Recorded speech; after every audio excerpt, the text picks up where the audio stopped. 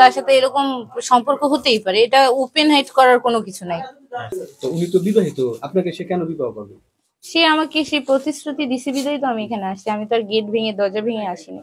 আমি আসলাম, আমাকে ফোন দিছে যে বাসায় একটা অকারেন্স ঘটছে। কি ঘটছে? যে দোতলার যে দীপঙ্করদার থাকে, সে একটা মেয়ে নিয়ে উঠছে, আমরা আটকাইছি, আপনি আসেন একটু বাসায়।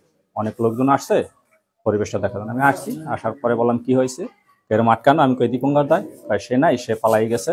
তা মেয়ে কোথায়? এরকম। আমি আসলাম, দরজায় নক করলাম, দেখি দরজা বন্ধ। তার অনেক পরে তার আর কি দরজা খোলা হয়েছে। আমি তেমন কথা বলি না, লোকজন যারা ছিল তারা বলছে, আমি কথা শুনছি। কি জানতে পারলেন? সে বলছে যে দীপঙ্কর সাথে নাকি তার অনেকদিন ধরে সম্পর্ক, প্রায় 2 বছর, এটাই। এবং আজকে ভোর রাত্রে সে আসছে, সেখান থেকে টাকা নিয়ে ঢাকা যাবে।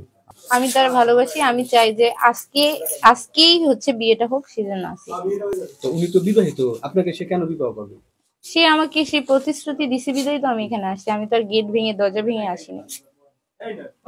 আর সেও আমাকে ভালোবাসে, সে আমাকে বিয়ে করবে। কতদিন ধরে আপনাদের সাথে সম্পর্ক? 2 বছর প্লাস। আজকে কি আসেন কয়টার সময়? আজকে এখানে আসছি 5:30। 5:30।